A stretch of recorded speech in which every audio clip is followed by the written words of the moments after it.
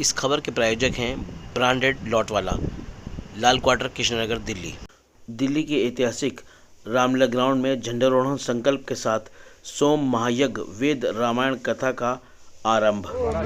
महाभारत काल के बाद कलयुग में पहली बार बनेगा सोमरास। महाशिवरात्रि के शुभ अवसर पर रामलीला मैदान में सोम महायज्ञ वेद रामायण कथा का आयोजन ध्वजारोहण संकल्प के साथ आरंभ किया गया। यह आयोजन 8 मई से 18 मई तक नई दिल्ली के ऐतिहासिक रामलीला ग्राउंड में किया जाएगा।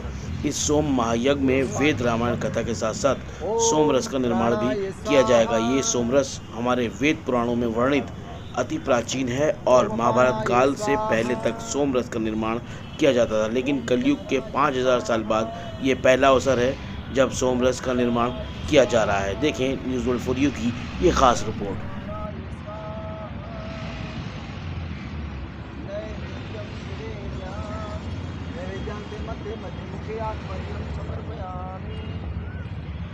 बोलो सियापति राम बजरंगबली महाराज की जय। भगवान श्री राम जी के आशीर्वाद से और महादेव जी की कृपा से आज हमारा झंडारोहण का कार्यक्रम था वह हुआ और इसके जजमान हमारे राकेश जी हैं, हमारे प्रेम जी हैं और हमारे अन्य साथी हैं।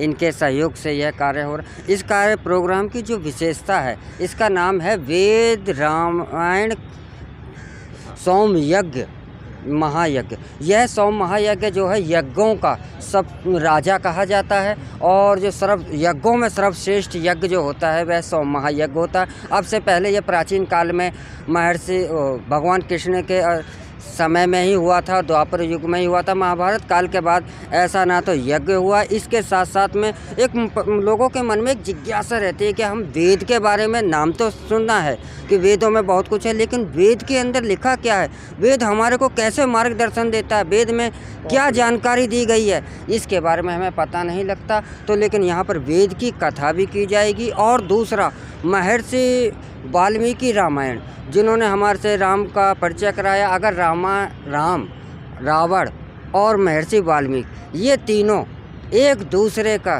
बिना अधूरे हैं, और अगर राम हैं तो राम का पहचान जो है महर्षि वाल्मीकि जी ने दी। अगर महर्षि वाल्मीकि को पहचानना है तो आपको राम के नाम को जानना ही पड़ेगा। एक दूसरे के बिना दोनों ही अधूरे हैं।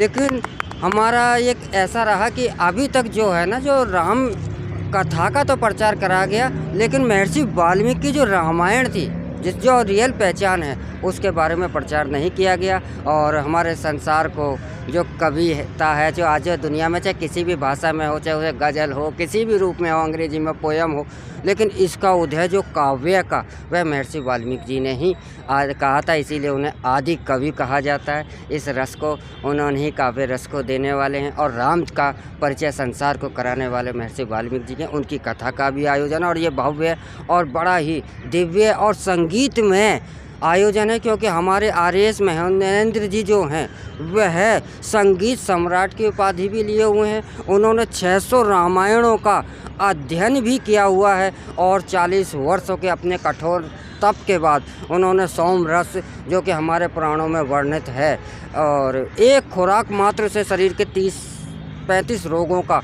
मात्र एक खुराक से ही जिसका समापन हो जाता है, ऐसे सोमरस रस पीने का सौभाग्य प्राप्त होगा। तो मैं अपने सभी भाइयों से, सभी सनातनियों से यही कहूँगा कि इसमें अपना सहयोग तन मन धन से इसमें दें और इस पावन यज्ञ का, पावन कथा का आनंद लेने अवश्य ही 8 मई से 18 मई तक अवश्य ही पहुँचे। जय सिया राम। इस संकल्प को हम अपने तरीके से ठीक ठाक ढंग से करेंगे, किसी भी तरह के सबके सहयोग से, और जितने भी हम सारे जुड़े हैं और भी लोग जुड़ेंगे इसमें, और हम सबसे बात कर रहे हैं और सभी हमारे साथ कार्य करने को पूरा, और महंत जी के, आचार्य जी के पच्चनों के चल कर के इस कार्य को करेंगे।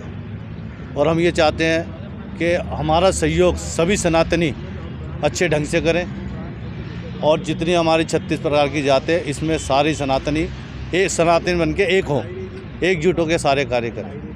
सोमरस के विषय में वेदों में 20,389 मंत्रों में से 1258 मंत्र केवल सोम रस पर रखा है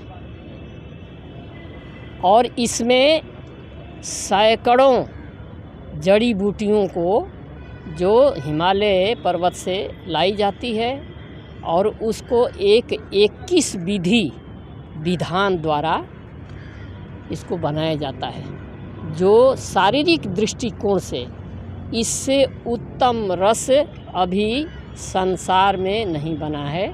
भारत सरकार ने इसको लेबोरेटरी में टेस्ट करके इसकी मान्यता दी हुई है और हमने 9 लाख लोगों पर परीक्षण भी किया है और हजारों जो रोग हैं उसको हमने नष्ट किया है।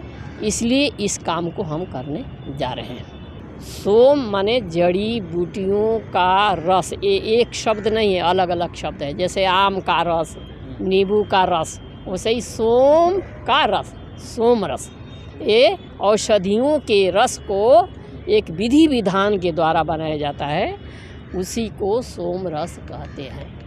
इसका साइड इफ़ेक्ट नहीं है कि हाँ नहा लो, खूब भर पेट पी लो, आधा पेट पी लो, इसमें साइड इफ़ेक्ट नहीं।